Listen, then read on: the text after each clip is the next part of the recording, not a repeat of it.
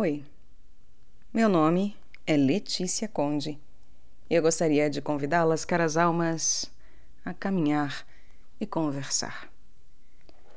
Desta vez a respeito das paragens, para observarmos as paragens, paisagens, em relação à Lua, na segunda casa do mapa astrológico.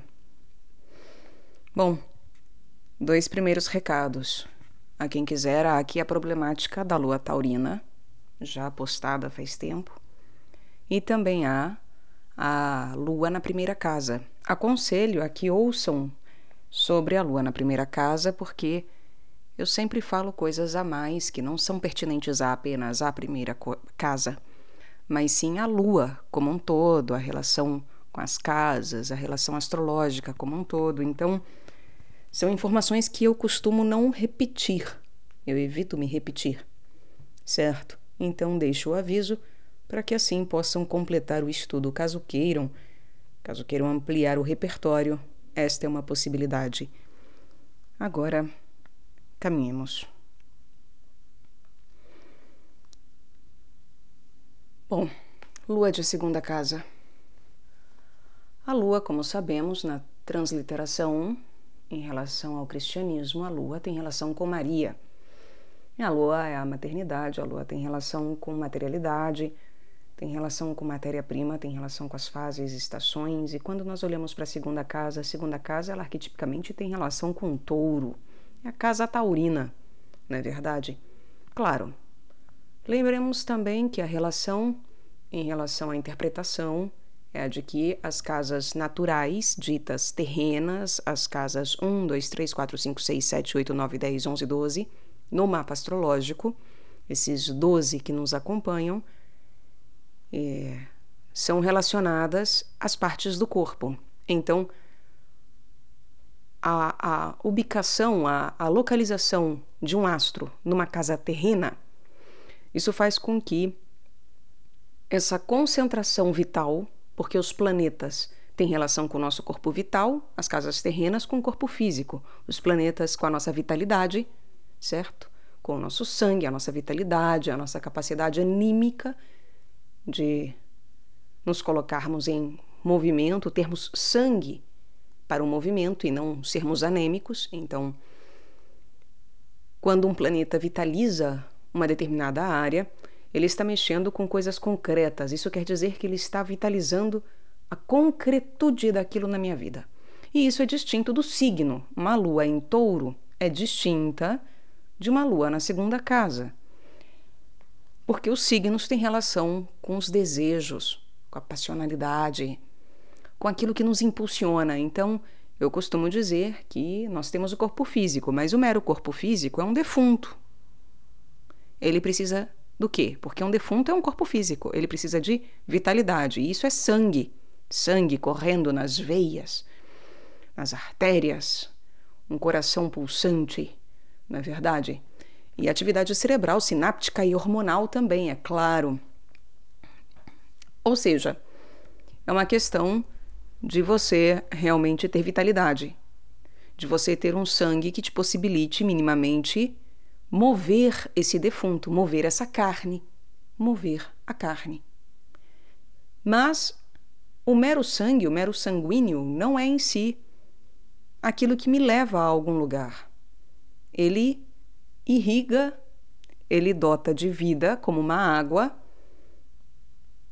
mas o que me leva realmente a me levantar da cama, por exemplo, e sair para estudar, trabalhar, cantar, fazer alguma coisa, encontrar os amigos, ou mesmo chorar, deixar de levantar, né? O desejo ou a falta de desejo é o que vai realmente comunicar o que eu faço com essa vitalidade ou falta de vitalidade que tenho, certo? Por exemplo, uma pessoa que muitas vezes nós temos até vitalidade, mas não temos o desejo. Nós temos vitalidade de sobra para alguma coisa, para algum evento, mas não tem um desejo. Não é porque eu estou com sono, ou não tenho um ânimo, ou estou anêmico. Não, é porque eu não quero. Eu não quero ir naquela festa, por exemplo. Não quero sair, não, hoje não. Eu quero ficar em casa, quero ler, quero escutar alguma coisa sozinha mesmo, etc. Então, isso é o nosso lado desejoso, o lado de desejos, certo?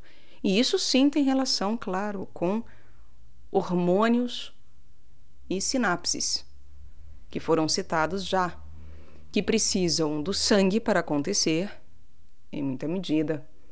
No caso dos hormônios, os hormônios também controlam as sinapses, né? Eles fazem parte aí também do evento sináptico. Então, são duas coisas entrelaçadas, hormônios e sinapses. E ambos configuram uma possibilidade em relação à nossa paixão, que a começo, obviamente, não é a do Cristo. Temos a paixão do Cristo. Agora, nós não vivemos prioristicamente, me perdoem. A priori, nós não vivemos a paixão do Cristo. A prioristicamente, isso não está dado. O que está dado é uma queda. O que está dado é que nós vivemos paixões humanas, decaídas, decadentes, de concupiscência, de incontinência, não é verdade? E o fato dessas categorias existirem, como a própria tríplice alma ou a tríplice atividade da alma vegetativa, sensível, racional, as características triplas, elas fazem com que isso tudo ganhe uma configuração específica. E lembremos que tudo aquilo que é trino é também uno. E é sobretudo uno. Então, é isso. Não adianta só o defunto, o sangue num pote, né? E os hormônios em um outro potinho ainda. Isso não dá em nada. Isso não produz nada enquanto efeito de fato, enquanto vida. É quando se coloca tudo junto que nós teremos dotação de vida, realmente, plenamente. Porque são, em verdade, uma só coisa. São uma única substância, uma única manifestação, de formas distintas, com como se diria, com atividades distintas, né? Autoridades distintas, etc. Mas aquilo que um pode, o outro também pode, porque é uma mesma substância. É para a mesma coisa que todos servem. Isso são características e qualidades também de Deus unitrino, vocês veem? Então, o nosso corpo também é assim. A nossa alma também é assim. Então, quando nós falamos de touro, ou os signos, nós falamos de desejo, paixão, hormônio, sinapse. Tudo bem que as sinapses e sinapses, né? Porque a questão realmente de pensamento, aí isso tem relação também com como se diz? Os aspectos, nossa, me perdoem, fugiu a palavra, os aspectos que os planetas formam, que os astros formam, tá? Os aspectos têm relação com a mente. E a mente, ela está muito relacionada, claro, às sinapses. Então, né, o desejo em si, ele tem uma relação muito maior com os hormônios em si. Só que aquilo que é racional e aquilo que é sináptico, portanto, e aquilo que é passional, sensível e que é hormonal, eles andam muito atrelados. Não há vida de um sem o outro. Assim como não há pai sem filho e filho sem pai. Assim como o sacrifício do cordeiro ali na cruz é um sacrifício passional e, portanto, sensível do cordeiro, do animal, da questão sensível, através, claro, de uma possibilidade vegetativa, de uma possibilidade do Espírito Santo coordenando tudo isso, claro, mas, sobretudo, do racional, que é Deus Pai. Aquele que, de fato, tem a relação com o racional em termos da elevação, né, da alma superior, da parte superior da alma, de fato, que realiza todas as coisas relacionadas à própria paixão, certo? Então, quando observamos tudo isso, vemos, portanto, né, que a relação dos pensamentos é uma relação de aspecto.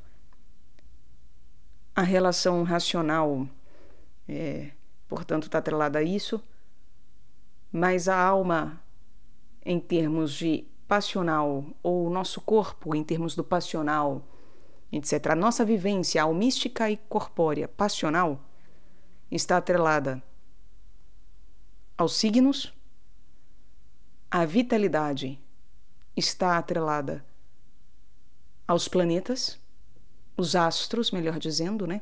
O Sol e a Lua não são planetas, são luminares, e, portanto, os astros, que envolvem luminares e planetas, e o corpo físico tem relação, de fato, com a localização terrena, as casas terrenas, e por isso que é muito importante saber o nosso horário de nascimento, porque isso permite, e o local, claro, hora e local adequados, certos, o mais proximamente possível, do momento em que nós, pela primeira vez, respiramos ali, chorando, como uma criancinha, que eu falei sobre isso na primeira casa.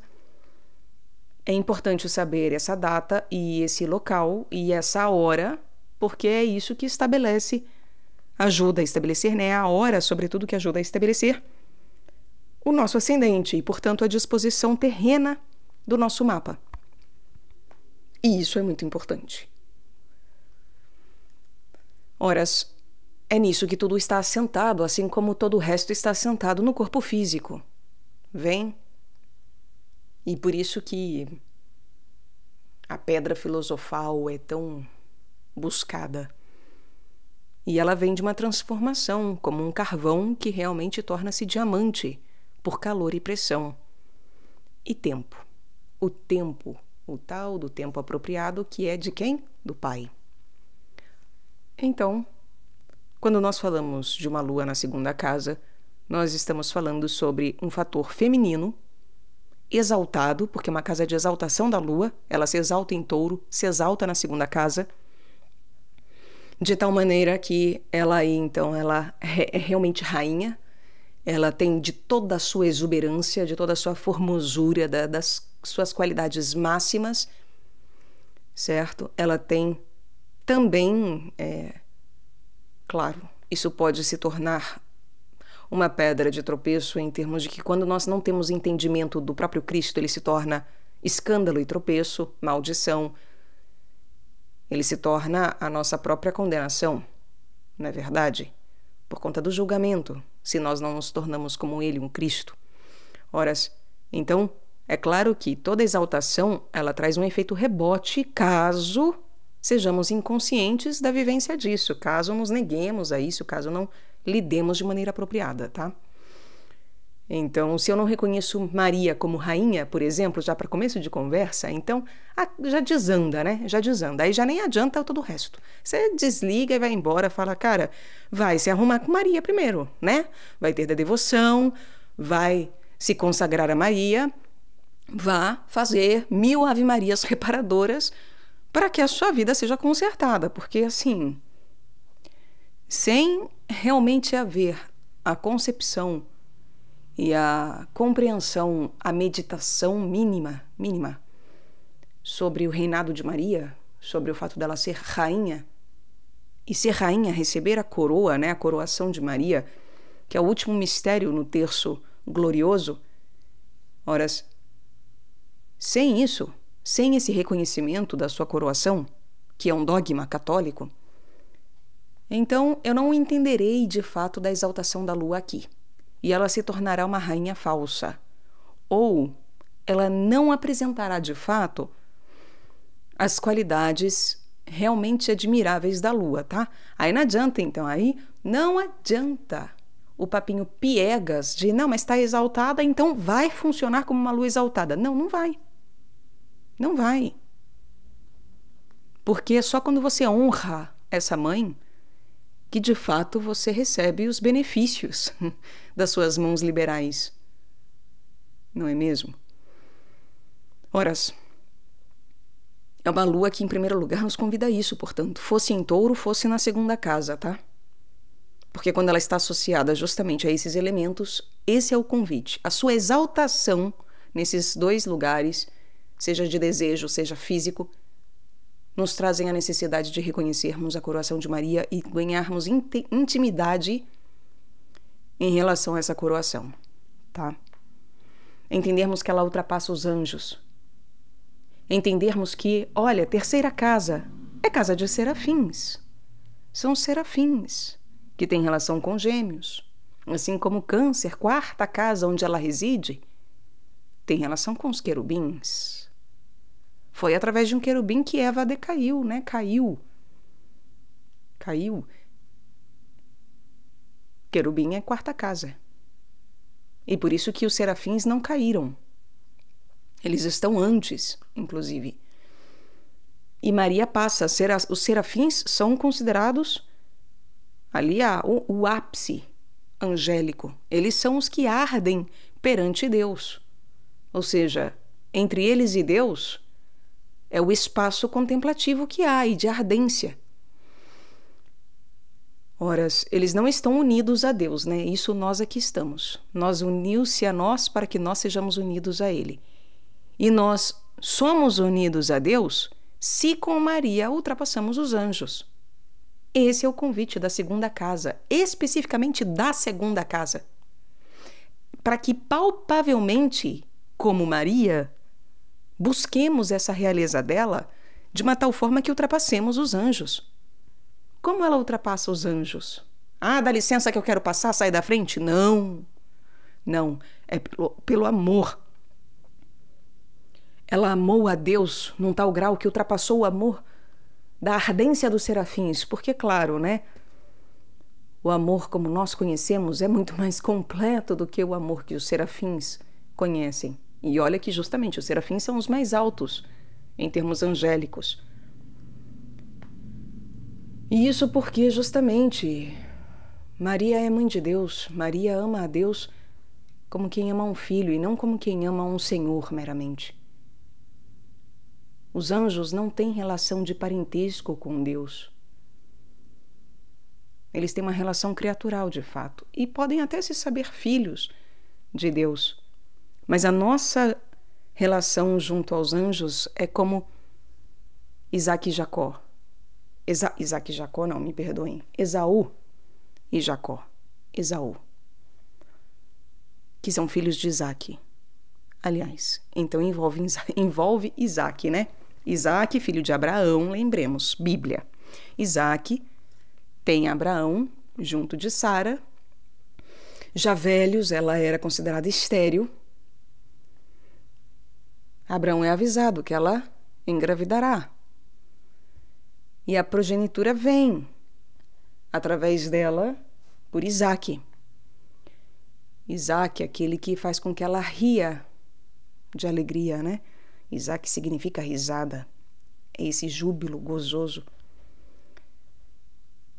E Isaac depois tem Esaú, primogênito, e Jacó depois, certo? Ora, a mãe de Jacó e Esaú conhecia o coração dos seus filhos. A mãe, Rebeca, vejam, até pausei e fui procurar. Rebeca significa união, laço, aquela que une, aquela que atrai com beleza. Ela, essa mulher magnânima, que atrai com beleza, que é laço, que é união, o que ela faz? Ela conhece o coração dos seus filhos, certo? E conhecendo o coração dos seus filhos, ela sabe que apesar de Esaú ter a primogenitura por nascimento, ou seja, biológica, né? De natureza, de criação, de parturição. Os anjos, eles são as primeiras criaturas de Deus. Eles vêm antes de nós. Eles têm primogenitura em relação a nós, em termos criaturais. Eles são os primogênitos. Eles estão acima. Eles vieram antes, certo? Ora, ainda assim, Rebeca conhece o coração de Esaú e de Jacó e sabe que o adequado para receber a herança em termos de cátedra dos três grandes, que a gente sempre cita, né? O Deus de Abraão, Isaac e Jacó. Nós não citamos Esaú, então. o Deus de Abraão, Isaque e Esaú. Não, Jacó. É de Jacó que vêm as 12 tribos depois, sendo a principal José, né, que vai ter o seu exílio no Egito, será vendido pelos seus irmãos, etc. Tem toda a história. Ora, quando Rebeca, ao conhecer o coração dos seus filhos, ela convida Jacó, né? Ela chama Jacó, porque ela sabe que haverá a investidura da primogenitura. Isaque já está velho, está cego, ele fará a bênção do primogênito. E é na bênção que se passa, de fato, né, a cátedra ali dele, enquanto grande patriarca. São os 3 grandes patriarcas, Abraão, Isaque e Jacó. Então, sabendo da condição do seu marido e daquilo que vem, porque, inclusive, Isaque pede para Esaú ir caçar e trazer a carne que ele tanto gosta, etc. Preparar o prato que ele tanto gosta e tudo mais.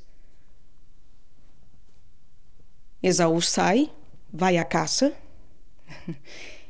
E nisso, Rebeca, vendo tudo o que se passava, ela, claro, como toda mulher, especialmente as bíblicas, estando em contemplação constante e sendo aquela que tem um contato com Deus acima daquilo que é natural, acima daquilo que é mundano, acima daquilo que simplesmente se conhece enquanto uma convenção ou enquanto uma ritualística, né? A mulher, ela tem um contato direto que, em certa medida, independe de ritualística.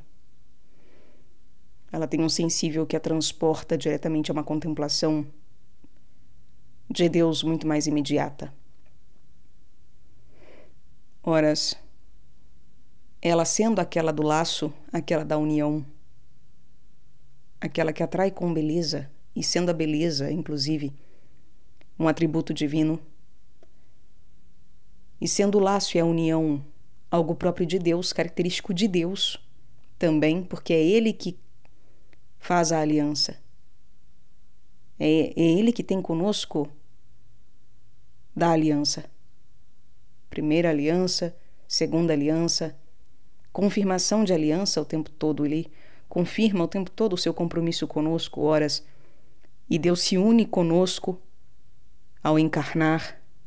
Então, sendo Rebeca aquela que carrega características realmente divinas em si, ela tem da sensibilidade em compreender o coração dos seus filhos e entender que, apesar de Esaú vir primeiro e ser em termos de criatura, maior do que Jacó, ela chama Jacó para que a investidura seja dada a Jacó.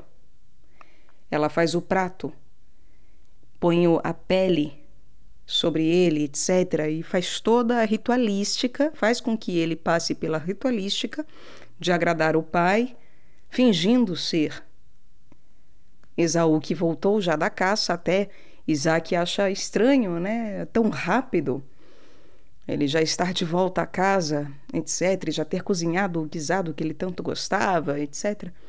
Ora, ele também fala que a voz, né, é de Jacó, mas no tato é Esaú, o pelo, né, o braço peludo é Esaú. Então ele abençoa de fato Jacó por fim. E isso tudo é um plano orquestrado por quem? Por Rebeca. É um plano de Rebeca. Não é um plano masculino. Ora, as figuras femininas na Bíblia, elas são muito curiosas nesse aspecto. Elas são muito misteriosas e curiosas. São muito estranhas e difíceis de serem compreendidas, né? Não é à toa que se diz que, nossa, quem é que entende as mulheres? Ninguém. Porque, de fato, nós temos uma característica que é muito próxima do divino nesse aspecto. Porque não é que ela tem planos próprios, não são planos dela, mas ela é justamente uma antena direta, ela é um contato direto, um laço direto com Deus. Uma contemplação direta com Deus de tal forma que ela sabe o que precisa ser feito. E ela pega e faz. Ela não precisa de, como se diria, formalismos. Ela não precisa de formalidades. Ela é a própria formalidade. Então ela não precisa de formalidades. Ela sabe o que precisa ser feito. E ela faz. Ponto. É uma obediência, né, e uma amorosidade extremas. Ora, isso faz com que Jacó passe à frente de Esaú. A nossa condição em relação aos anjos, ela é semelhante, certo? Ela é semelhante. Ela faz com que nós ultrapassemos também os anjos. Os anjos são como Esaú, que fazem aquilo que Deus manda e que agrada a Deus. E Maria nos reveste com um tal manto que faz com que nós realmente pareçamos anjos, e parecendo anjos, parecendo seu filho. Ele sim primogênito, claro.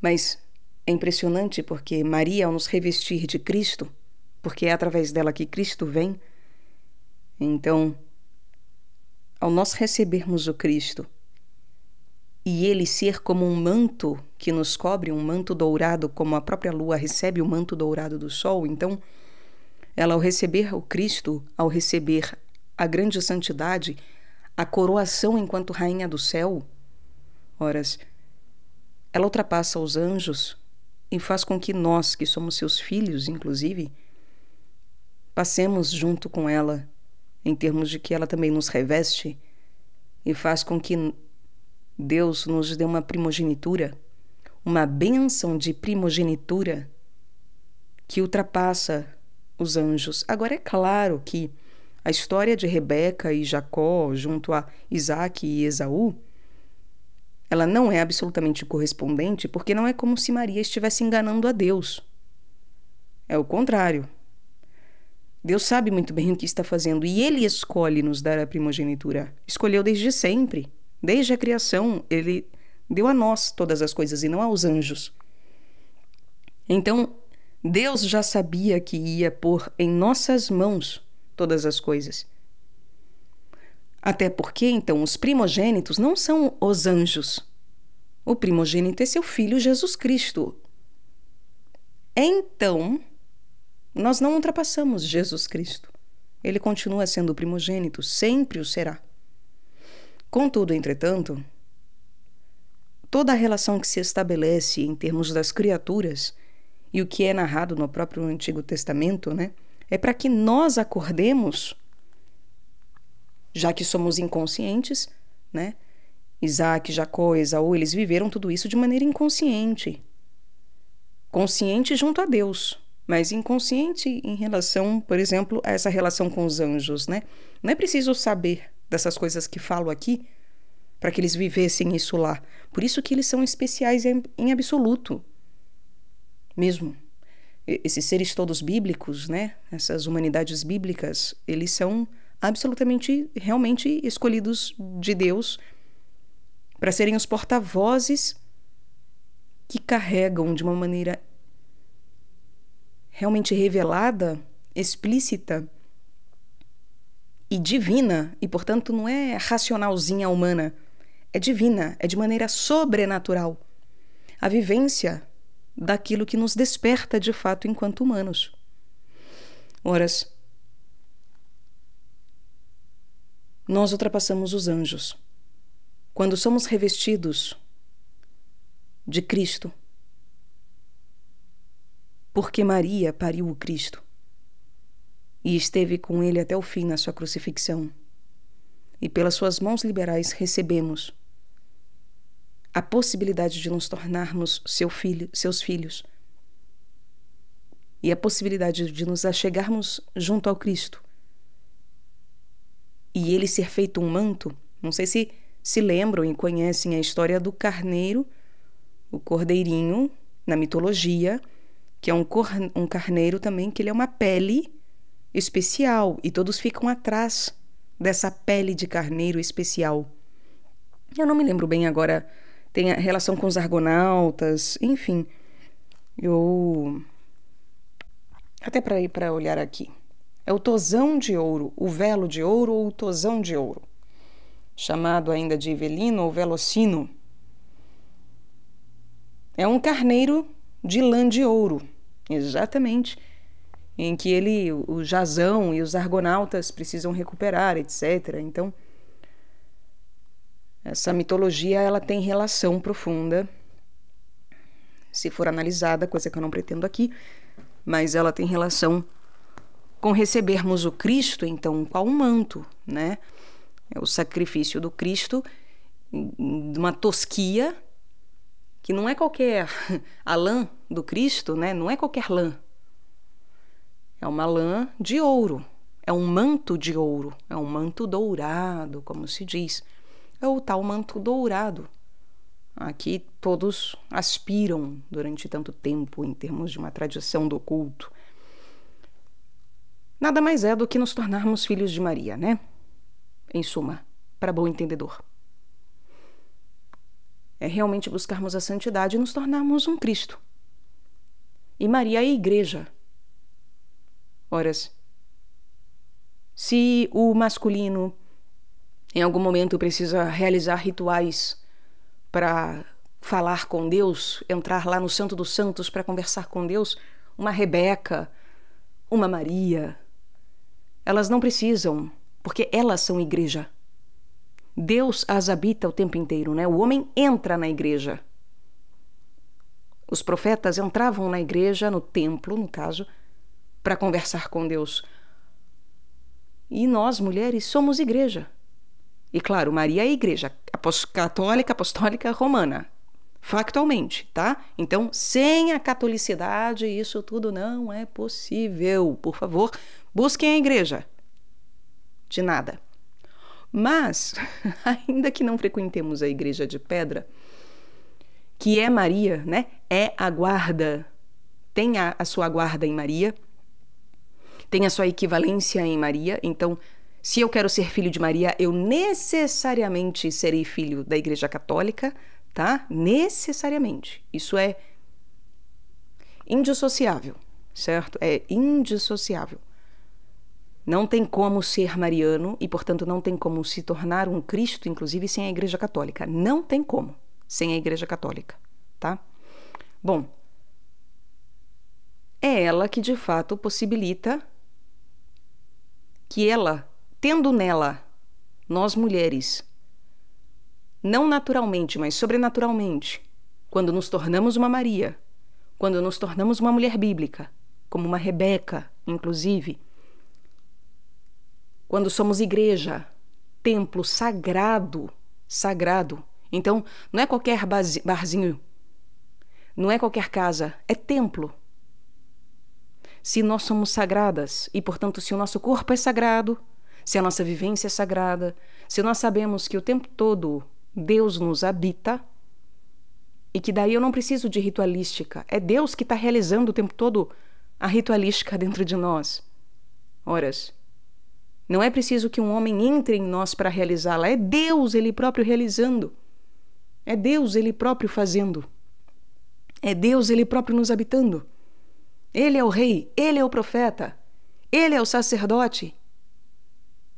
Quando compreendemos isso, entendemos o porquê essas mulheres têm um contato tão direto com Deus a ponto de justamente realizarem fora aquilo que é do plano divino, sem precisar ir ao templo em termos de realizar e conversar com Deus dentro de um templo, porque é dentro delas que elas realizam isso. E mais uma vez, falo da igreja porque não é para cairmos num equívoco grotesco e demoníaco de acharmos que tá vendo é dentro de mim. A igreja sou eu. Então, eu não preciso da igreja do lado de fora. Então, eu não preciso do catolicismo. Então, haja paciência e boa interpretação. Por favor, não sejamos analfabetos funcionais, meus caros, queridas almas. Por favor, tá? Porque não é sobre isso. Eu só aprendo a ser igreja com a igreja. Eu só aprendo a ser uma Maria com a Bíblia. Eu só aprendo a ser uma santa com as santas. Então não achemos, não caiamos na pieguice interpretativa de acharmos que jogando o resto fora, doutrina, dogma, tudo isso que é igreja, achando que igreja sou eu, natura. Não, a natureza não é igreja. A montanha não é igreja. O marzinho não é igreja. Não caiamos nessa bobagem. Tá? Não. Só não. Se nós temos um olhar sagrado em relação à própria natureza, é porque a igreja de pedra católica existe, tá? E não o contrário. Nós só temos a visão do sagrado na vida em relação à própria natura, que é mera natura, enquanto fogo, água, ar e terra, eu ia falar pedra, e terra, se nós temos a igreja de pedra, tá? Senão nós não sabemos disso de maneira apropriada. Caímos no panteísmo. E isso não é a ritualística apropriada. Não é o sagrado apropriado. Não é igreja. Não é templo. Certo? Se é possível olhar a natureza e ver Deus de alguma forma habitando-a e sacralizando-a enquanto ritualística de eco, de reflexo, é porque aquilo que é essência se encontra na igreja de pedra, na igreja católica apostólica romana, e não o inverso. A igreja não existe porque existem as montanhas, mares e vulcões, blá blá blá, porque existe uma terra, um universo. Não. O universo existe porque era para que a igreja fosse instaurada. Certo? A igreja é o centro, não o resto. Bom, tendo acertados essas pontas, compreendemos então por que Rebeca se torna capaz de fazer isso. E eu estou falando tudo isso por conta da segunda casa. Porque viver a segunda casa é ser essa mulher. Esse é o convite. É ser essa mulher. Aliás, a lua, especificamente de segunda casa, é esse convite. É um convite de realeza, convenhamos, de princesa, no mínimo. É realmente um convite magnânimo, porque justamente é você se tornar igreja. Mas é isso, não é qualquer igreja. É você realmente ser habitada por todos os anjos e ter todos os anjos a seus pés e ter Deus dentro de você, realizando sacrifício divino o tempo inteiro, realizando comunhão divina o tempo inteiro, realizando eternidade o tempo inteiro, realizando todas as coisas, infinitamente, indefinidamente, eternamente, maximamente, da maneira mais bela, melhor, mais justa que há. E, portanto, é uma obra de misericórdia, absolutamente. Segunda casa é a casa de Vênus. Vênus é amor ao próximo. Em transliteração para o cristianismo, né? Em tradução, ele é amor ao próximo. É o convite a amarmos o próximo ou nos tornaremos veneno. Ora, essa lua é aquela que sabe reconhecer que o vinho acabou e que o vinho antigo era um veneno. Essa lua, ela se torna maior do que amor ao próximo. Ela realmente ama o próximo e ama a Deus, que é a oitava superior de amar o próximo, é amar a Deus sobre todas as coisas, que é Urano, e por isso que Urano é a oitava superior de Vênus. Então, essa é uma lua, é uma mãe, é uma materialidade, é uma vivência que mostra que ela é misericórdia pura. ela é um convite à misericórdia pura. Porque o grande amor da caridade é revelado na misericórdia. A misericórdia tem relação com aquele que se faz miserável, com aquele que se faz pequeno, o menor de todos. E quando Maria fala, eis aqui a serva do Senhor, faça-se em mim conforme a tua palavra, ela se faz menor do que todos os anjos, ela se faz menor do que todos os apóstolos. Ela só não se faz menor do que o próprio Deus, do que o seu próprio Filho. Mas ela se fez menor do que todos os outros. E isso é de uma miséria, ela é despida de uma tal forma que ela se torna uma miserável, a ponto dela conhecer a misericórdia. Só quando nos tornamos miseráveis é que conhecemos a misericórdia. É como a própria humildade, só sendo humilhado e passando por humilhação que conhecemos a humildade. Muitas vezes, a questão das virtudes, que é uma questão muito mariana, porque o Senhor das virtudes é o Espírito Santo e ela é casada com o Espírito Santo. Ela é a cheia de graças, e virtudes são graças, são dons. Ora,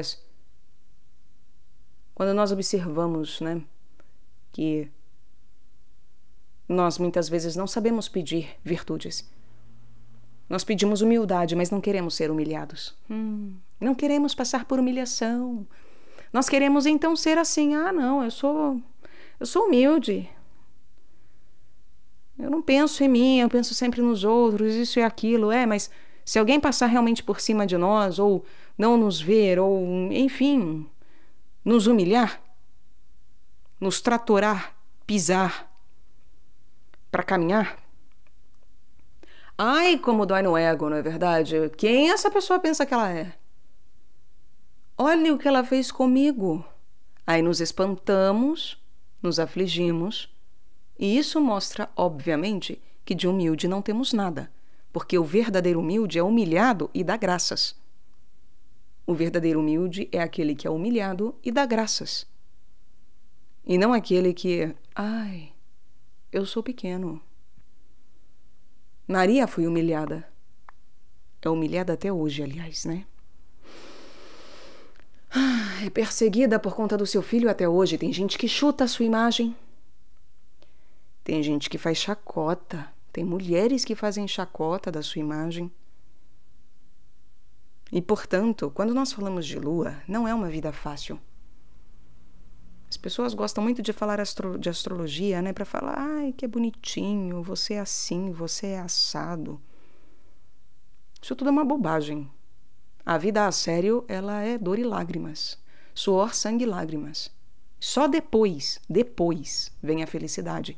Na primeira casa, eu terminei falando sobre Santa Teresinha. Ela é a do caminho do infantil, da alegria infantil, da criança alegre. Ora, ela passou por calamidades. Ela padeceu até o último momento da sua vida. Não achemos de maneira piegas, por falta de conhecimento, estudo, busca, que ela foi alegre de boba que era. De boba não tinha nada. Perdeu a mãe logo cedíssimo aos 4 anos de idade. Sofreu com o apartamento das suas irmãs indo para o convento. Sofreu depois com a morte do seu pai, que padeceu muito antes de morrer, Sofreu antes de morrer ele mesmo. Ela foi perseguida dentro do convento dela, a ponto de que a própria madre tirava sarro dela, mesmo ela estando doente e acamada. E tirava sarro, o que eu quero dizer é isso, exigia dela coisas que, enfim, não enxergavam que era uma santa. Sofria com inveja, com perseguição. Então não achemos que a santa da alegria, justo do caminho de simplicidade e alegria, não teve da dureza na sua vida. E se ela, que morreu aos 24 anos, e é doutora nisso, sofreu? Como eu digo, e me repito, não achemos nós, de maneira tacanha, obtusa, que seremos poupados, não é mesmo? Se quisermos andar com Cristo, é claro, e vivermos, portanto, a astrologia de maneira verdadeira. Basta olharmos para Maria, não precisa ser Santa Teresinha. Aliás, nem é sobre Santa Teresinha, mas qualquer figura feminina santa, mariana, fará as vezes aqui da lua, claro, servirá como exemplo. Contudo, entretanto, de fato, melhor do que Santa Teresinha para falar de uma lua de segunda casa é Santa Teresa d'Ávila, sua mãe espiritual, aliás, né, de convento. Porque Santa Teresa é a carmelita descalça da Reforma, né, e primeira doutora da Igreja. Santa Teresinha também é carmelita descalça, mas depois de Santa Teresa. Santa Teresa é bicho brabo, né, é mulher macho. Essa é mulher macho, junto de Maria Mãe. Nossa Senhora, né? Ela e Hildegarda, assim, são duas matronas, né? Já Santa Teresinha e Catarina são duas jovens, né? São as meninas, são as jovens. E Santa Catarina também morreu jovem, aos seus 25 anos, por aí, né? Então, as outras duas são matronas, certo? Essa realeza, esse doutoramento matrono, de matrona, né, de mãe maternal, é ele que nós devemos buscar nessa segunda casa em termos lunares. Aliás, para a vida, não só para quem tem a lua na segunda casa. Na vida, porque é bom que todos tenhamos uma lua exaltada, né, onde quer que ela esteja. Seria bom, né? Conveniente em termos arquetípicos que aprendêssemos isso. Convém, é bom, belo, justo, agradável. É misericordioso, porque nós temos que ter da misericórdia. E a misericórdia e piedade de Maria, aquela que é pia, né, a pietá, horas, aquela que é pobre, ela ensina ali Vênus uma grande lição. Essa lua, ela tem de um senhorio em relação àquilo que é venusino nessa casa. Porque se justamente Vênus é amor ao próximo, Maria é a que mais ama. É a que mais amou e que mais ama. E que sempre, eternamente mais amará. Porque ninguém será revogado do posto santo que Deus conferiu a cada um, não é verdade? Então, cada um será detentor de uma particularidade da eternidade. Na segunda casa, portanto, em termos materiais mais palpáveis, vamos pôr o pé no chão. Entendendo que é tudo isso que vai sendo tocado e buscado, coloquemos o pé no chão. Tendo dito que Maria passa à frente dos anjos e que, portanto, é uma casa após o serafinato, após serafins, ela tem relação com a garganta. Se pensarmos em termos de cabeça também, né? Depois da cabeça vem quem? Garganta. Né? E a garganta é um abismo. Vejam só. A garganta é um lugar onde nada para. Se alguma coisa para na garganta, morremos.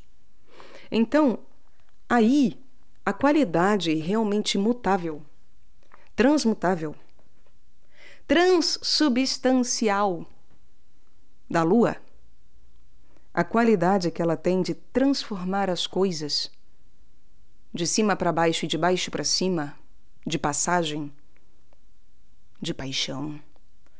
Horas, essa capacidade, ela mostra que, então, nada pode ficar parado aí, fixo aí. E esta é uma casa fixa, né? Porque touro é um signo fixo. Mas, paradoxalmente, ela não pode ter de uma fixidez em relação àquilo que ali acontece. Ela precisa ser fixa em termos de que se você quebra o pescoço de alguém, então, né, você acaba com a vida da pessoa. Mas você não pode ter uma dura cerviz ao mesmo tempo. A sua cerviz não pode ser dura. Mas a sua cabeça não pode tombar e a cabeça repousa sobre a garganta, sobre a cervical, sobre a sua medula, né, cervical, e a vértebra tem o Atlas, né, a Atlas, que é a última, que segura o peso do mundo, que é o crânio, o Gólgota. Maria estava ali embaixo do Gólgota, no sacrifício do seu filho. Ela estava ali enquanto uma garganta, enquanto uma arca, onde as coisas são guardadas. Mas coisas essas, então, que não são um pedaço com o qual você se engasga, tal qual uma Branca de Neve engasgada com uma maçã. Maçã essa lá de Eva, né, de um frutinho proibido de que já falamos na primeira casa. Não. Aqui é aquela que realmente engole as piores coisas, né? Mas só tem essa capacidade de realmente suportar as piores coisas, então, um cálice amargo que por ela passa, porque se o Cristo bebe, passa por ela, né? Tudo aquilo que o cabeça põe para dentro e bebe, é através dela que nos chega.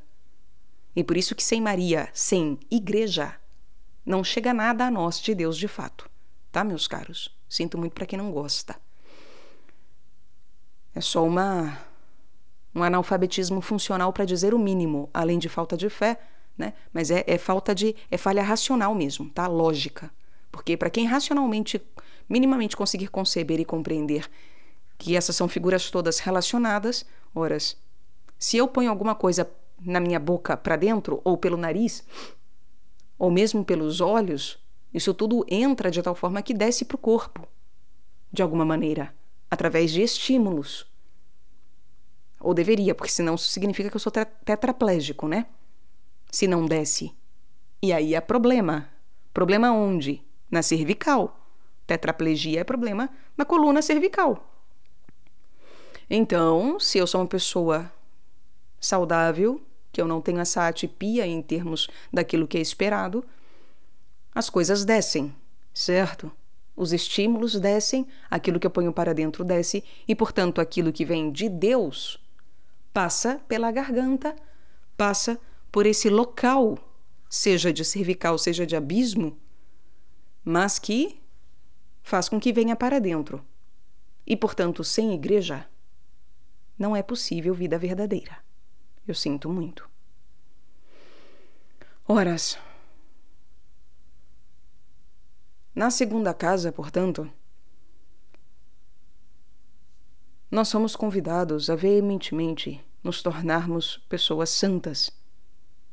Essa lua, ela mostra uma necessidade de uma vivência emocional, sentimental, sensível, passional, atrelada ao Cristo, atrelada a uma vivência realmente de amor ao próximo, de misericórdia e piedade, e de que se alguém olhar e falar, você é boba, você é bobo, você é idiota, larga a mão de ser idiota, para de ser bonzinho com os outros. Tudo bem, se for bonzinho do piegas, então, para se dizer bom, humilde que não é humilde, ou bonzinho que é bonzinho porque tem medo de ser outra coisa, não é por medo, mas é porque você conhecer aquilo que é bom e saber aquilo que é certo, é por lei. Mas não é a mera lei seca, né? Não é engolir seco. Você tem uma água junto, uma água de vida, como a samaritana teve. Não é uma lei seca. É uma água de vida que te ajuda a engolir essas coisas. Porque senão nem respirar, nem sem a umidade, nem a respiração não vai descer. Certo? Não vai acontecer, não de maneira apropriada. É um lugar de fluxo. A minha vida precisa ter fluxo. A segunda casa, ela tem relação com aquilo que é meu. Se a primeira tem relação com eu que nasci e choro e faço birra e manha e bato o pé, a segunda casa é a relação do meu. É quando eu entendo que há alguma separação entre a minha pessoa e o mundo, mas eu ainda não entendo da independência do mundo. Então eu chamo todo o resto de meu. É tudo meu. Tudo o que é separado de mim é meu. Afinal, a casa em que eu vivo é minha. Os pais que eu tenho são meus. A professora que eu vejo é a minha tia, é a minha professora. Então, tudo o que eu entro em contato com é meu. É meu. Essa é a minha cidade. E assim vai indo, né? É o meu computador, é a minha realidade, é a minha nacionalidade. Então, seja em que âmbito for de ampliação disso, e claro que quando nós falamos de uma concepção primária Isso se relaciona muito com a infância e, portanto, não falamos já de cara, né, de uma relação de um meu adulto que entende o que é meu e o que é teu. Não, não há um entendimento do que é meu e do que é teu, do que é do outro. Não, é tudo meu, como a criança que realmente acha que é tudo dela. Acabou. É preciso, portanto, ensinar o quê? Que esse meu, ele é verdadeiro, ele é real. Mas ele não é condição para aprisionamento. Ele não é condição para você colocar o pão na boca e manter na garganta, porque isso vai sufocar. Isso vai matar. Então não adianta eu catar o meu celular e falar, é meu e ninguém tascar. Tudo bem, eu não vou ter o desejo de que me tirem as minhas coisas materiais sem mais nem menos em termos de roubo, furto, etc. Não é sobre isso. Não é sobre desejar tragédia. Contudo, entretanto, eu não terei apego. E por isso que o próprio Cristo fala, né? Se te pedirem um manto, dê a túnica. Se querem um passo, dê 2, 3, 5 mil. Entendeu? O que pedirem, você dá a mais. E se dão um tapa, ofereça outra face para que deem outro. Você sempre oferece a mais daquilo que o outro quer ou te tira. Certo? E isso é uma propriedade que a segunda casa precisa conhecer muito bem. E a lua traz um potencial de ou conhecermos isso muito mal ou muito bem. Porque ela é convidada muito maximamente a ter dessa partilha. Acontece que, se não há uma educação, então, da criança para que ela entenda que, olha, isso é teu. Isso é teu. Mas isso só é verdadeiramente teu se você compartilhar com os outros. A história do passarinho, né? Ou do verdadeiro amor, que o verdadeiro amor é aquele que você deixa aí e que volta voluntariamente até você. Ora, essa livre passagem, essa livre troca é algo da garganta, que precisa realmente, né, ter aí, enquanto laringe e faringe, uma livre passagem. Não pode parar. Só há uma coisa que é retida na garganta, em termos de localidade.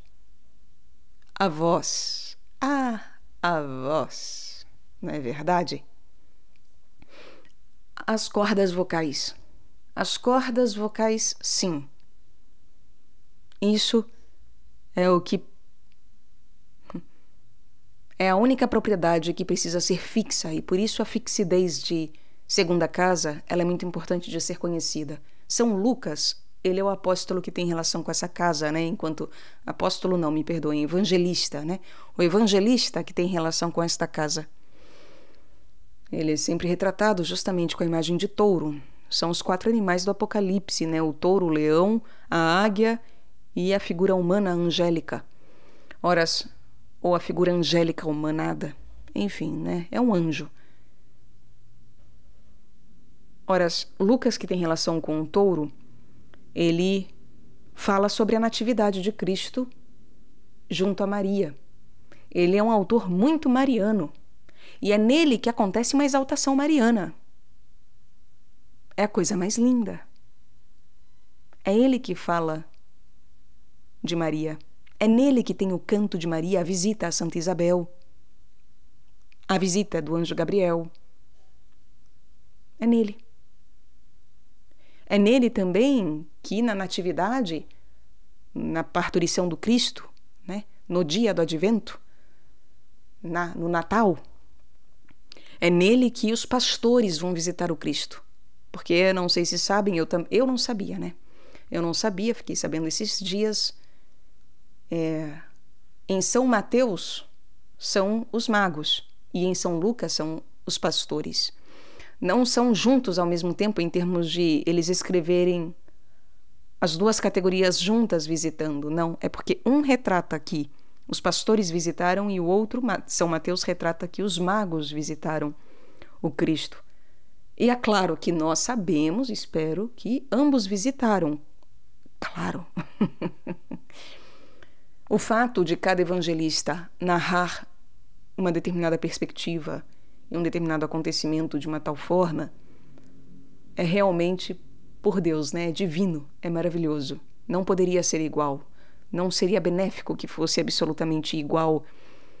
Porque é isso, a característica de São Lucas é em relação àquilo que vem enquanto misericórdia, enquanto piedade, enquanto pobreza, enquanto aqueles que são servos. E os pastores eram a grande marginalidade da sociedade. Viviam à margem, não só porque viviam em um lugar rural, mas também por isso. Eles não estavam no templo. O status da época era viver em templo, ser doutor de lei, os fariseus, doutor da lei. Esse era o bonito, certo? E não ter trabalhos manuais, com seres animalescos, sujos, imundos, como peixes e ovelhas, esses pastores e pescadores lá. É gente imunda, é gente da margem, é gente que não faz parte, que não tem da letra, sabe? Não tem da letra. E é por isso que São Lucas, quando ele fala de Maria, isso nos traz um conhecimento magnífico em relação à segunda casa em termos pastorais. Porque os próprios pastores, a pastoral é uma característica muito feminina nesse aspecto. O pastoreio é uma característica muito feminina em termos do despir-se, do ser servo, do viver para conduzir o outro, viver para educar e cuidar do outro, guiar o outro, apacentar o outro, unir o outro, ou os outros no caso, né? Manter a união do rebanho, ir atrás da uma que se desgarra, sabendo que as 99 ficarão lá unidas em laço. Laço, união, Rebeca. Vem. Por isso que os pastores, a atividade pastoral tem relação com Maria, tem relação com mulher, tem relação com matéria, tem relação com a lua. Por isso que muitos poetas são guiados pela lua em sua poesia.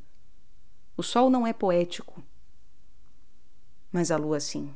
A lua é altamente poética. As estrelas são aquelas que, direcionam de maneira poética também, e a senhora das estrelas é a lua.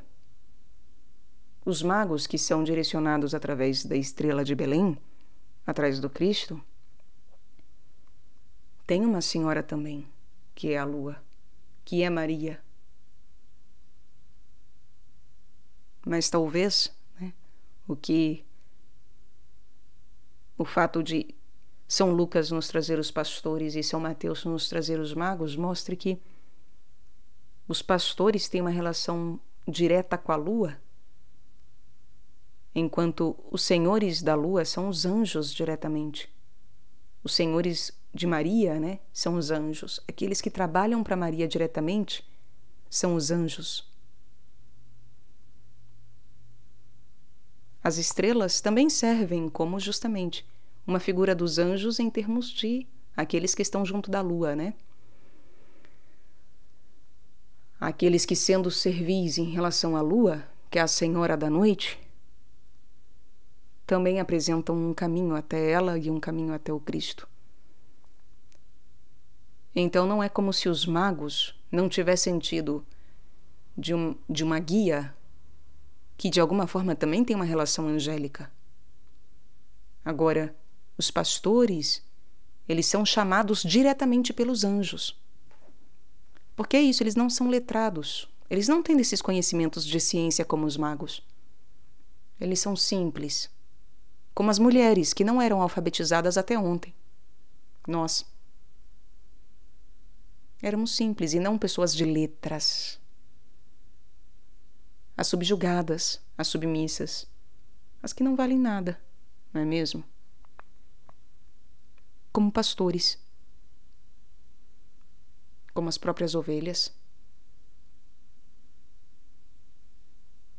Então,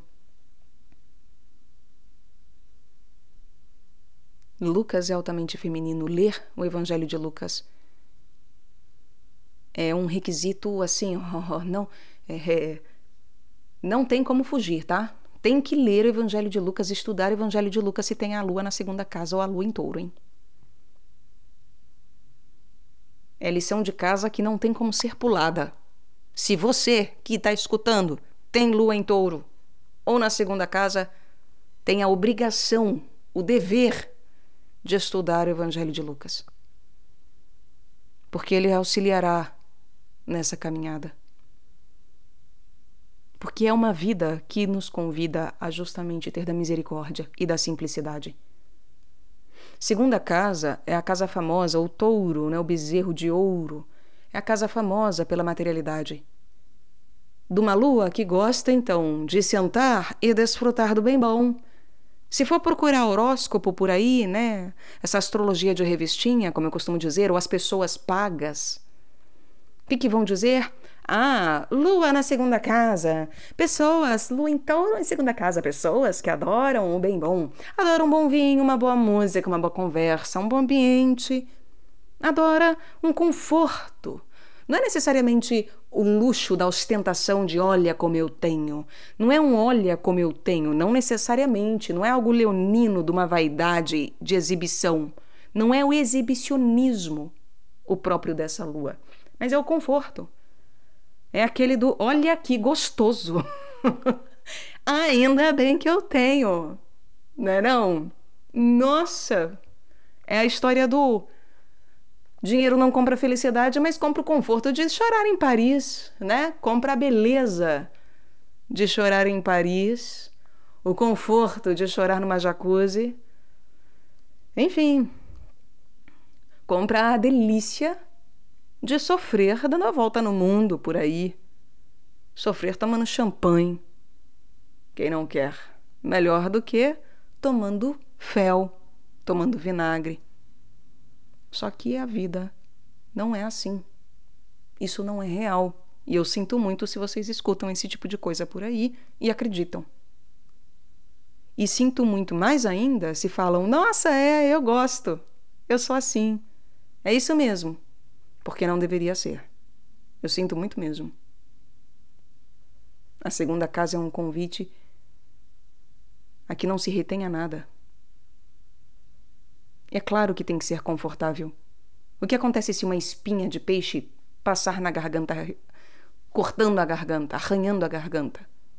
Será agradável? Não. E, portanto, o que passa na nossa garganta, mesmo o ar que nós respiramos, o que passa na laringe e na faringe, ambas as coisas, e quando eu falo garganta, falo dessas duas localidades, porque a segunda casa é uma casa de dualidade, então, né? Tem toda essa complicação ainda da dualidade também, a relação com a dualidade que nem começamos a falar. Meu Jesus, é muita coisa, não dou conta de tudo, enfim. É absolutamente impossível dizer tudo o que seja possível dizer sobre essas coisas, né? Mas graças a Deus o pouco que nos cabe dar. Horas, essas duas localidades, tá? Essas duas possibilidades de passagem, de vivência, daquilo que é sólido e daquilo que é aéreo, daquilo que é volátil, daquilo que é sublime.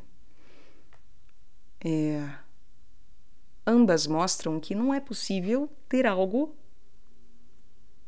que arranhe e cause desconforto, porque senão você trava a passagem, você impede a passagem.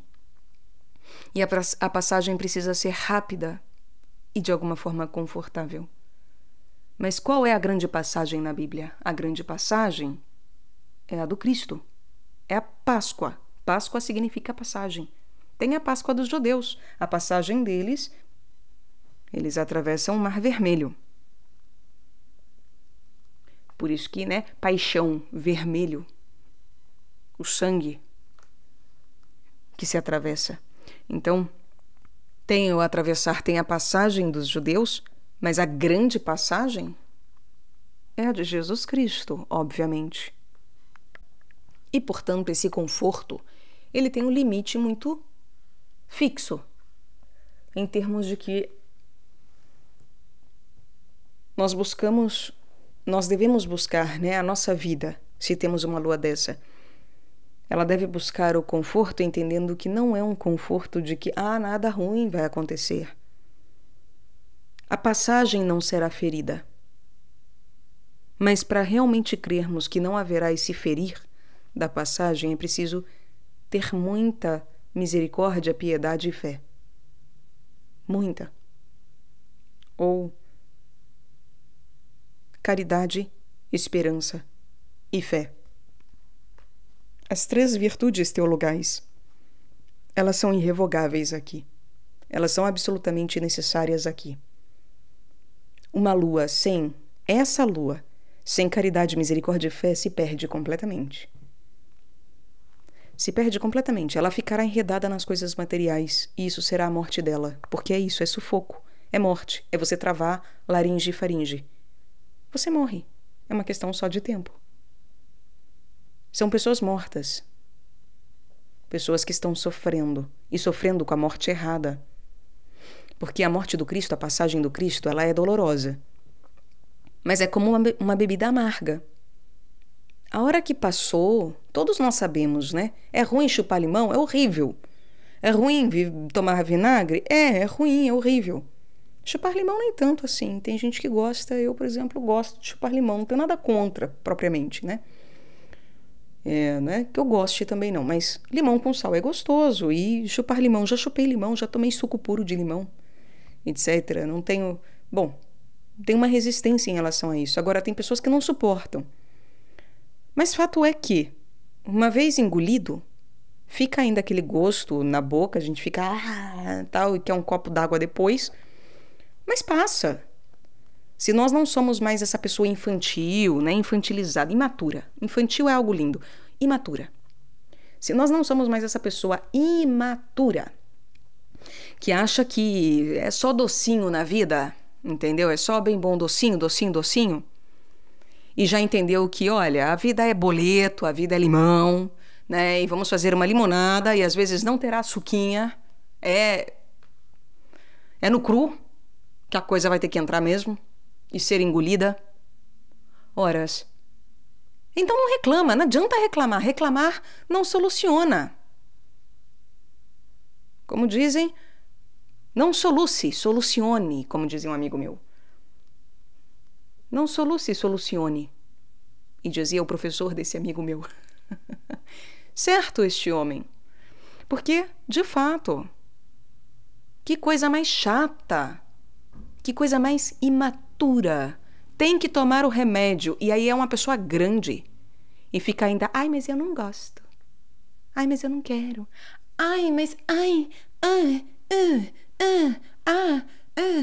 Gente, paremos. Vamos crescer na vida? Essa lua não dá para ficar com milindres desse jeito. Maria não fica, na paixão do Cristo. Ela não fica, ela não reclama, ela não soluça, ela chora, ela lamenta, mas não murmura, ela engole. E não a seco, mas junto da água da vida. É por isso que junto do sangue está a água de batismo. Porque realmente para aguentar esse sangue, essa passagem, só com água junto, né? Senão não desce, meus amigos. E é por isso que aqueles que acham que vão viver a paixão do Cristo sem tomar água junto, ou seja, sem batismo, estão enganados. Eu sinto muito. Estão enganados. Mas não tem exceção? Se há exceção, não sejamos, não procuremos ser a exceção ou contar com isso, porque se ouvem isso aqui que eu digo, então não são exceção. Certo? Não queiram ser exceção, porque exceções são pessoas que sofrem e muito em tortura antes de irem, que são os pequenos de Cristo. Aqueles que não são grandes, não são referência, não são de apostolado, porque criança não tem apostolado, né? Não queiram ser essas pessoas. Porque acreditem, essas têm uma vida muito mais penosa, é através de uma via de dor maior ainda. Maior ainda. Tá? Porque terão que passar por dor nessa carne. E aí a água serão suas lágrimas. O batismo será de lavar o coração com água da face. Certo? Não desejemos isso, porque isso não se deseja nem para nós, nem para os nossos inimigos, em termos de que são calamidades, são tragédias, quando isso acontece. É melhor para todos que seja pela via do batismo. É melhor para todos que seja pela via da Eucaristia. E não de um sacrifício cruento, porque Deus não quer sacrifícios cruentos. Ele quer misericórdia. E misericórdia é igreja, é Maria. É o sacrifício do Cristo incruento. O cruento já foi na cruz, com Maria ali aos pés, enquanto garganta desse Gólgota. Agora é o incruento. E por isso que é preciso o batismo. E por isso que é preciso Eucaristia e comunhão todo domingo como preceito e, se possível, todos os dias. Certo? Vida de igreja. Essa é uma lua que não tem como escapar ao fato de que é na igreja, é numa vida espiritual que ela viverá realmente plenamente o seu emocional. Que ela se conhecerá no profundo de si mesma. A motivação passional da sua vida, emocional, é palpavelmente uma vida sagrada. Uma vida de sacrifício. De ver a transformação alheia, promover a transformação alheia. A pessoa que sentar no sofá e achar que a vida é bem bom, essa lua se tornará histérica, insensata. Será uma mãe que não é mãe. Terá de uma maternidade que os filhos terão que tomar conta dela. E não o contrário. É preciso ter cuidado. Então, o convite é para que realmente seja uma vida de serviço, uma vida abnegada, uma vida que presta atenção nas estações daqueles que passam, daqueles que são meus, das coisas que me cercam enquanto minhas, e permitir que isso se dê, e mais, auxiliar para que isso se dê. Me tornar instrumento dessas mudanças necessárias. E nós só somos instrumentos das mudanças necessárias se somos como Maria. Se somos virginais, castas, reverentes, servidoras, pobres, obedientes. Se temos fé, esperança, caridade, piedade, misericórdia. Tem misericórdia aquele que é caridoso, e é caridoso aquele que tem misericórdia. Porque para ser miserável eu preciso dar. Só é miserável aquele que dá tudo o que tem. E só é caridoso aquele que dá tudo o que tem. E isso é perdão. Perdoar, doar tudo. Não tem como perdoar sem misericórdia e sem caridade. Não tem como ser caridoso sem misericórdia e sem perdão. E não tem como ser misericordioso sem perdão e caridade. São três coisas que estão profundamente atreladas. Assim como a esperança se atrela à piedade.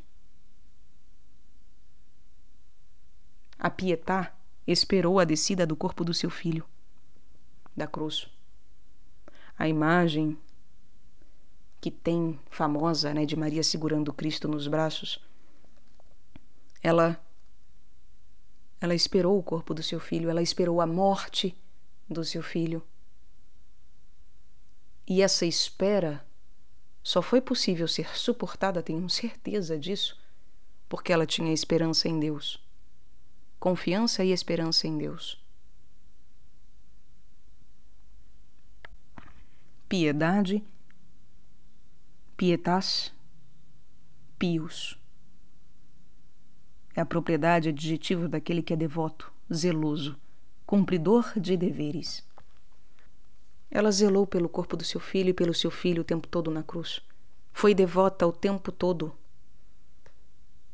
Não fugiu, não fechou os olhos, não fez que não viu, não baixou a cabeça como quem não suporta. Ela foi um Atlas. Suportou o peso do Gólgota. Essa é uma cerviz que não é dura, mas assim daquela que cumpre o seu dever. Ao dizer sim e ter maleabilidade para isso, e ao dizer não para aquilo que deve também dizer não e também ter maleabilidade para isso. Uma lua dessa é convocada a necessariamente conhecer o sim e o não. E só conhece verdadeiramente o sim e o não, só conhece verdadeiramente a dualidade de joio e trigo, ou mesmo a verdadeira dualidade homem e mulher, né, criador e criatura, pai e filho. A realidade de dualidade, seja no viés verdadeiro, ou seja aqui de queda, em termos de que, por exemplo, o bem e o mal, né, não são uma dualidade verdadeira, em termos de que não é ontológica. Então, ela não existirá na eternidade, mas a dualidade geradora de vida, ela existirá na eternidade. Certo? Então, quando compreendemos, né, a própria dualidade da dualidade e as coisas duais, a realidade dual que nos cerca, que nos entretém e que nos inspira e que vivemos dentro e fora, etc. Essa casa em específico me convida a eu saber e que meu sim seja sim e meu não seja não.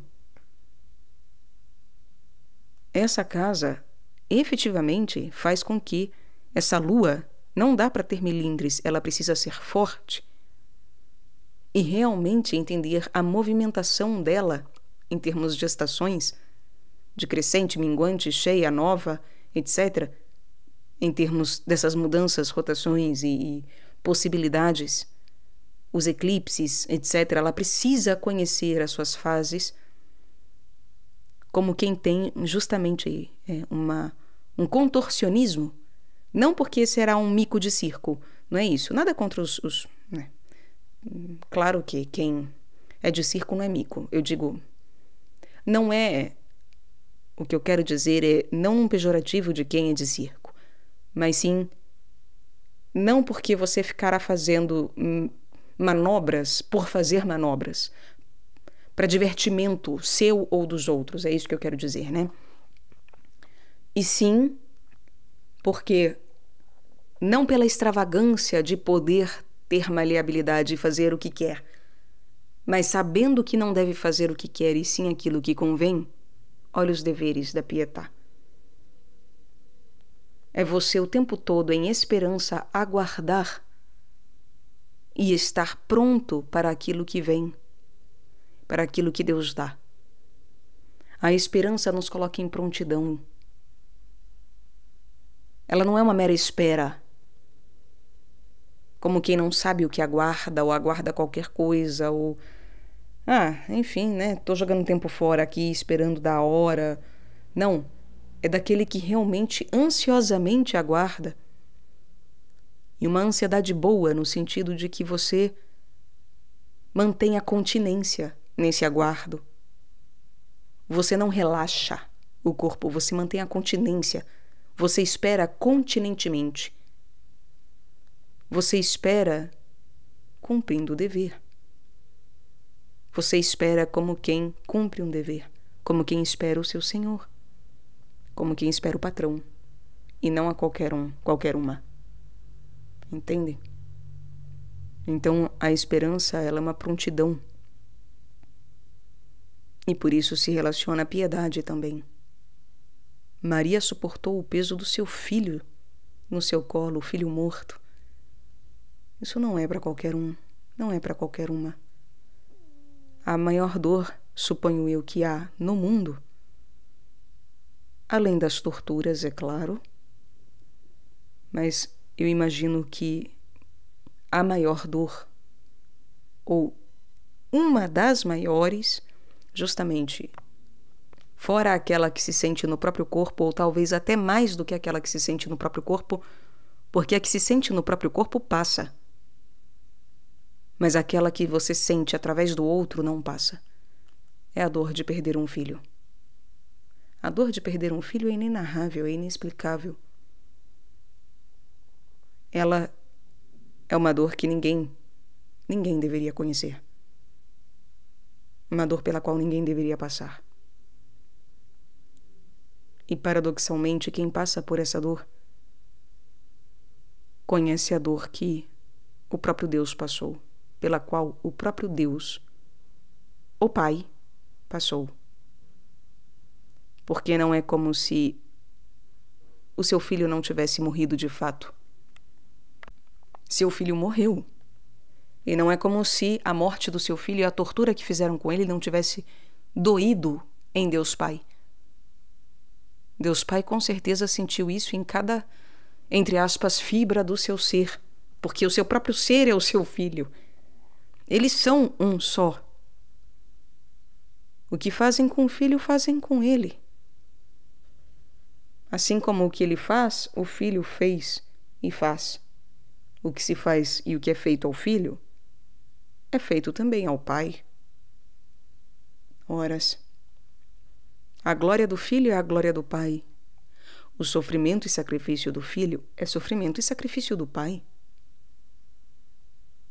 Não tenhamos dúvida de que Deus sofreu ao ver o seu filho sacrificado. Sofreu. Isso é algo que Maria compartilha com Deus. Não só da geração do filho, mas também da sua morte, do seu sacrifício.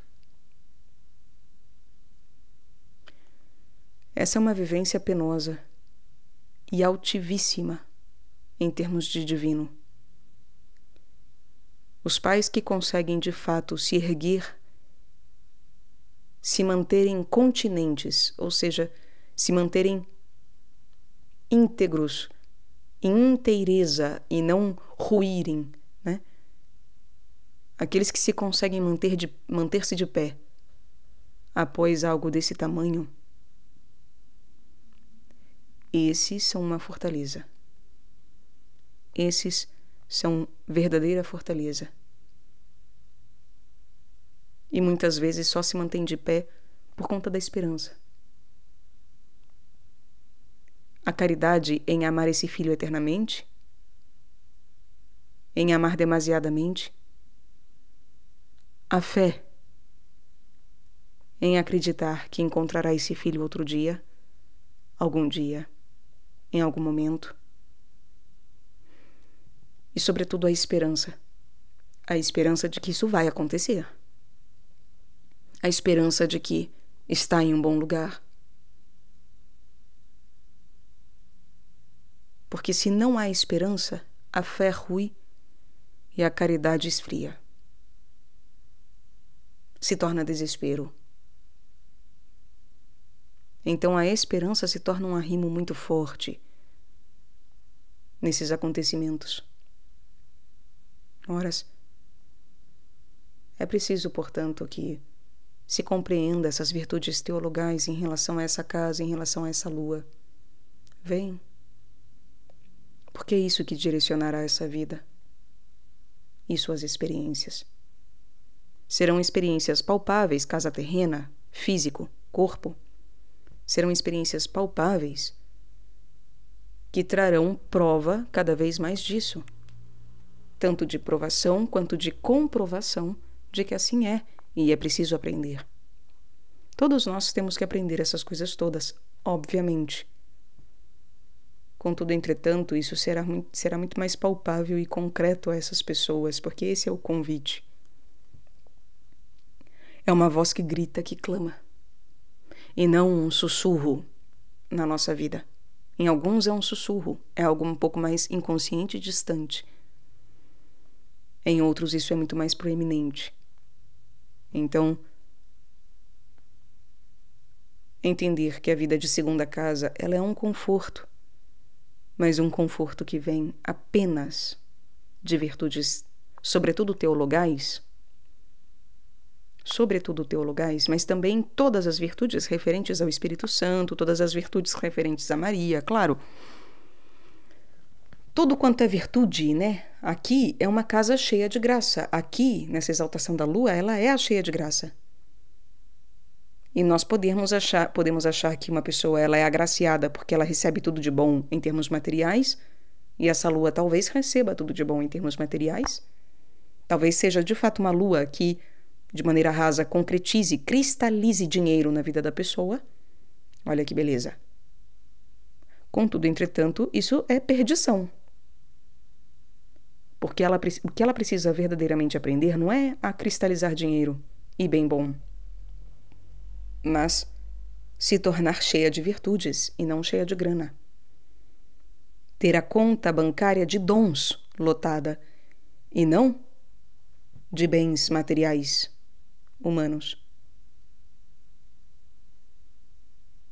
E é muito difícil, e por isso que a exaltação, se não se tem uma devoção e uma consagração a Maria aqui, se não se sabe e se não se celebra a coroação de Maria, o seu reinado, ela ser uma Regina Coeli, né, a rainha dos céus, ora, se torna verdadeiramente uma perdição, porque se torna uma pessoa fútil e rasa. Uma pessoa que justamente gosta de comer bem, dormir bem, transar bem, ter os seus sentimentos todos muito confortáveis, fazer parte apenas de rodinhas e bolhas que confortavelmente concordam com o que ela supostamente já sabe, conviver só com o meu e a minha, e não o diferente. É capcioso, porque nada está determinado. E a inclinação, que pode parecer muito maravilhosa em termos de exaltação lunar, nossa, que lua linda, pode se tornar verdadeiramente a maldição da pessoa e a sua ruína e desgraça. Por isso que não tem meio termo, hein? Não tem meio termo. Ou somos virtuosos ou somos viciados. Não tem meio termo. O meio termo são os mornos que são cuspidos, porque para nada prestam.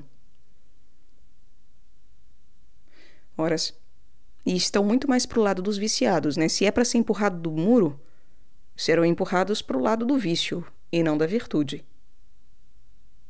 Tenhamos cuidado. Agora, em termos de uma maternidade, né? Então, é preciso ter cuidado para não começar a quebrar a cabeça, justamente. Eu amo a igreja, mas eu também amo dinheiro. Eu amo, enfim, me confessar e ter da penitência, e ter da oração, e ter do jejum. Mas eu também amo comer. Também amo a gula. Isso não existe. E por isso o sim tem que ser sim e o não tem que ser não. É uma maternidade que não permite que seja permissiva. Conveniência não é permissividade, e conveniência não é astúcia e malícia daquilo que melhor me agrada. A conveniência é aquilo que gera a verdadeira convivência. E essa é uma casa, é a primeira casa de mínima palpabilidade da convivência. Claro que enquanto é uma casa isolada, não é convivência de fato. Mas aí começa a sair do umbigo. E ter coisas que gravitam ao redor do umbigo, através do minha, mas que começam a gravitar. Começa a trazer essa noção. E é por isso que é muito importante que aqui a passagem seja clara e a educação seja firme.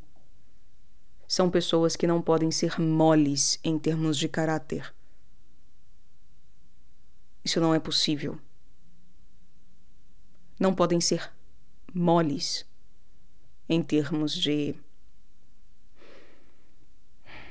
entendimento da vida e vivência da vida, porque precisam de parâmetros fixos, de regras, de leis. Precisam entender que o certo é certo e errado é errado. E que se precisa tomar o remédio amargo, quanto mais ficar de mimimi, horas, só mais o tempo será prolongado, né? Então, assim, acabou o vinho, acabou o vinho. Ah, mais. Não tem mais, meu filho. É meio que isso, não tem mais, meu filho. Vamos lá? Entendem? Então, Maria não precisou dar bronca no Cristo, obviamente. Que nós também não precisemos tomar bronca, não é? Que entendamos que, então, aquilo que precisa ser feito deve ser feito e fim de papo. E que aqui o dever, ele é um imperativo em termos de casca, de corpo, para que a misericórdia seja a alma que dá a forma nisso.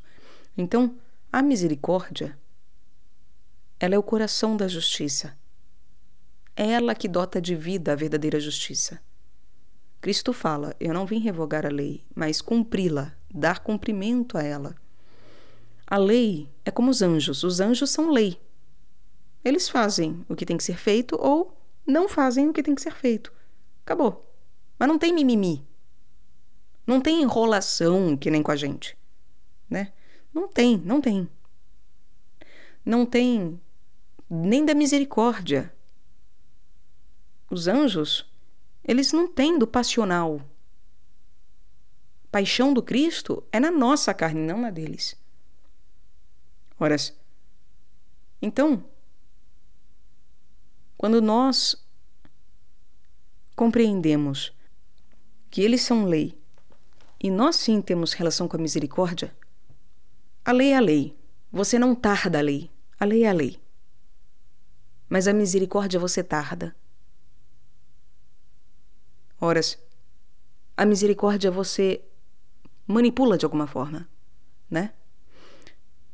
Quando nós observamos que nós temos relação com a misericórdia, porque paixão do Cristo é misericórdia, é a grande misericórdia de Deus para com a sua criação, horas, quando compreendemos que nós somos a alma daquilo próprio que é angélico, inclusive, nós somos a similaridade e um só corpo, como a água e o sangue são um só corpo, formam um só corpo em casamento, no coração de Cristo. Então, nós somos um só corpo com Deus, e Ele é misericórdia em alma, em essência, em vitalidade, em capacidade anímica.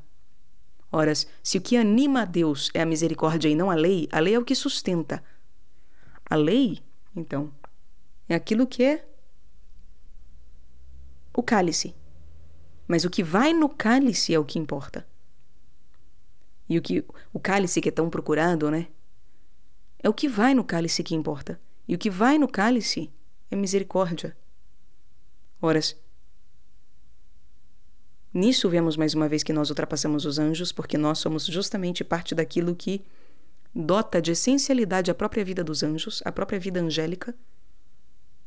E além disso,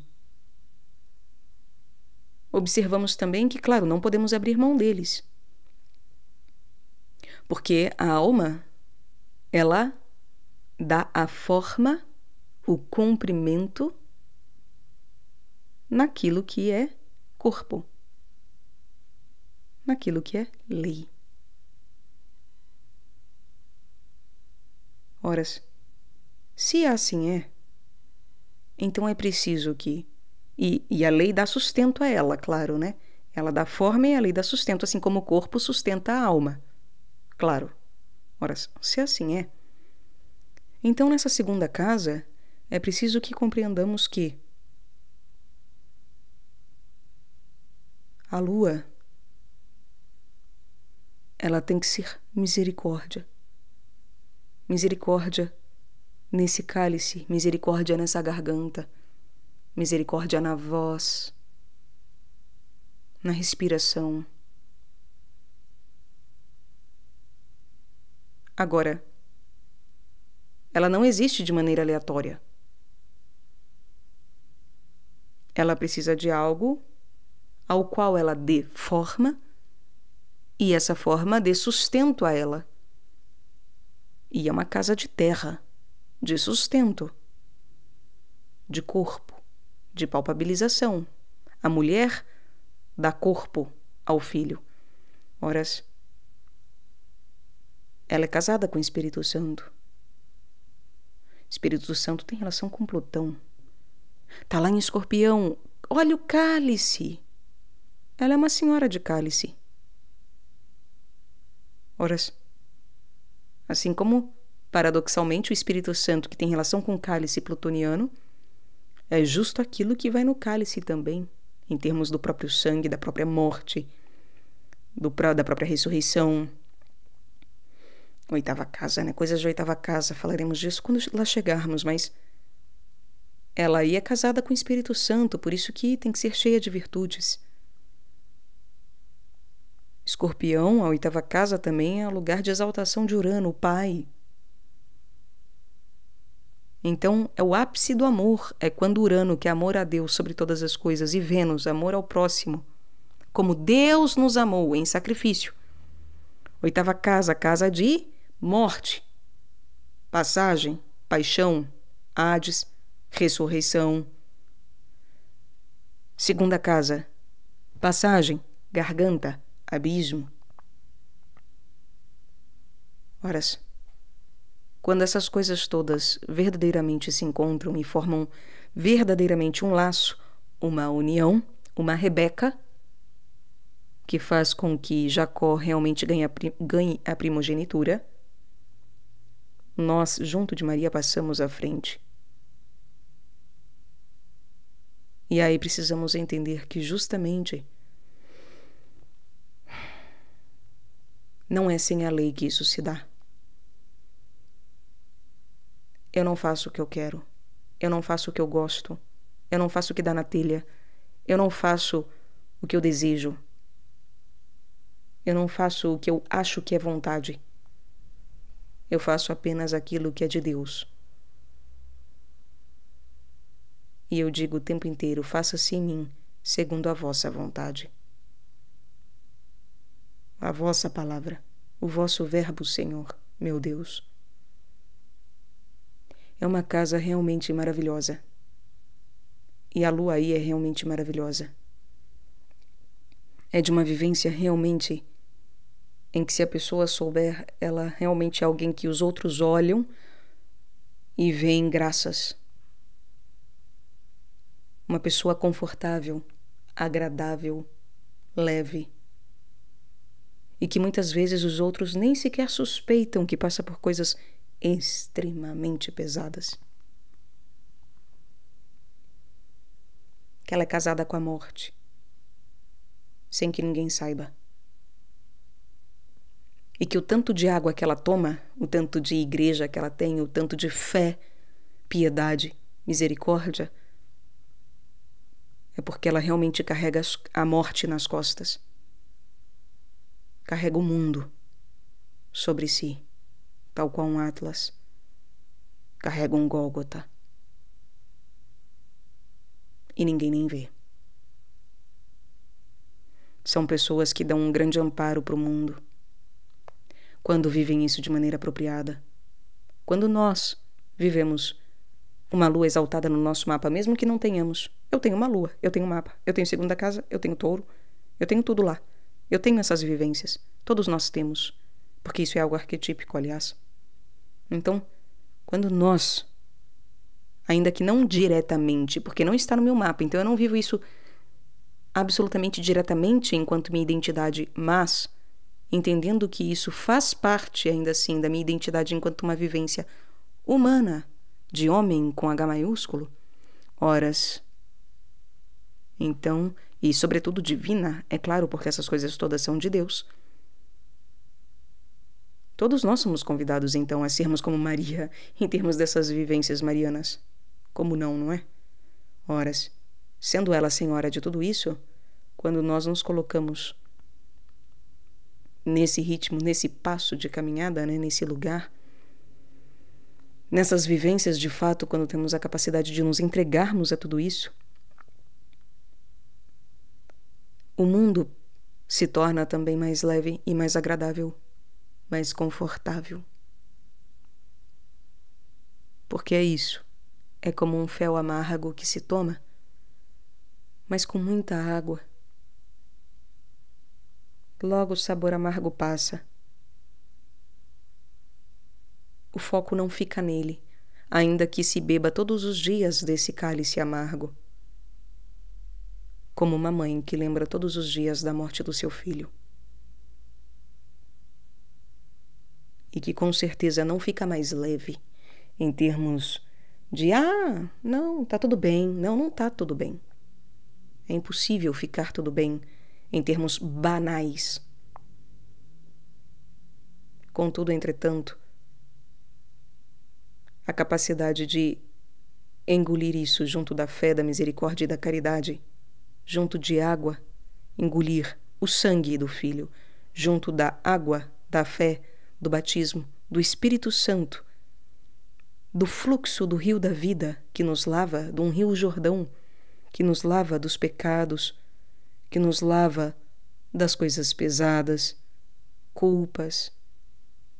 Enquanto não só indivíduo, mas humanidade, então se torna mais leve, ainda que não mais fácil. Se torna mais simples. Se torna verdadeiramente um milagre. Porque passa a nos ensinar algo. Passa a fazer com que nós sejamos sabedoria, ciência, fortaleza e tantas outras virtudes sagradas. Faz com que nós não só sejamos virtuosos, mas a própria virtuose encarnada é a manifestação disso enquanto prática, de fato. Esse é o nível ansiado. Venham. Esse é o ponto ao qual deveríamos realmente almejar e buscar, né? Ao qual deveríamos ter atração para. Mas não nos equivoquemos, não é fácil. Não é fácil. Porque isso requer não ter apego. Não apertar na garganta. Não travar o processo. Não ficar com medo. Não ficar desesperado. E por isso, como já comentei ainda, leiam Santa Teresa d'Ávila. Ela é uma matrona de autoridade em relação a essa casa. Porque ela, sim, é aquela que fala, né? Nada te perturbe, nada te espante. E esse travar da comida, do ar, da voz, da saliva, é quando algo nos espanta, é quando algo nos assusta, nos mete medo, nos invade e nos paralisa por um segundo, num lugar que tem que ser fluxo constante. Então que nada vos perturbe, que nada vos espante, meus caros. Buscai a Deus. Só a Deus basta. Essa é uma casa abençoada, de grande maravilhosidade, porque, como eu disse, ao seu lado está um sol exaltado, uma casa de cordeiro, de martírio, de uma lã de ouro, um manto de ouro ao qual ela tem acesso a qualquer momento do dia e da noite. Na sua própria casa, ao amor, ao próximo, como Deus nos amou. em sacrifício. O martírio do Cordeiro ali ela conhece verdadeiramente na sua própria pele, passando os anjos todos em termos de amorosidade, não só por amar os outros, mas porque também é uma casa que se relaciona à oitava de exaltação de Urano, que é amor a Deus sobre todas as coisas, e que também é de martírio, de Marte, e que também é de Plutão, Espírito Santo. É uma casa que realmente é rainha. E que do seu outro lado, de terceira casa, estão os serafins, que ardem perante Deus, que ardem sob os pés da própria Maria. E eles sim talvez se espantem, mas não num sentido negativo, como quem se engasga, e sim como quem por um momento suspende o ar, se perguntando: como pode? Como pode uma criatura se tornar amor e tanto amar? Justo eles que ardem. E que talvez no seu intelecto concebessem que fossem o ápice da possibilidade do amor de uma criatura perante Deus, não é verdade? Não de um mau julgamento, me entendam, mas daqueles que justamente também veem que Deus faz maravilhas e que não têm onisciência, e que, portanto, realmente se maravilham e se surpreendem com aquilo que é de Deus e que Deus manifesta, como uma Maria, Rainha dos céus, Rainha da terra. Busquem a ela. Ela é a única via para uma vivência lunar adequada e verdadeira. Senão correremos o risco aqui de adorar bezerro de ouro. Se isso não for buscado, se Maria não for buscada com afinco, correremos o grave risco de que seja um mero bezerro de ouro. Quebrem o vosso bezerro de ouro e acordem para a realidade verdadeira. Esse não é o verdadeiro conforto. Essa não é a verdadeira lei, a verdadeira devoção, a verdadeira prostração. Mas sim Deus, a Igreja, Jesus Cristo, Maria, esposa do Espírito Santíssimo, nossa Mãe e Rainha.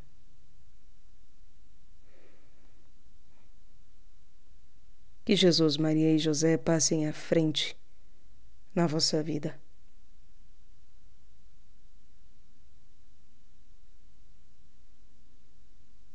E que Deus vos abençoe, vos guie e vos guarde.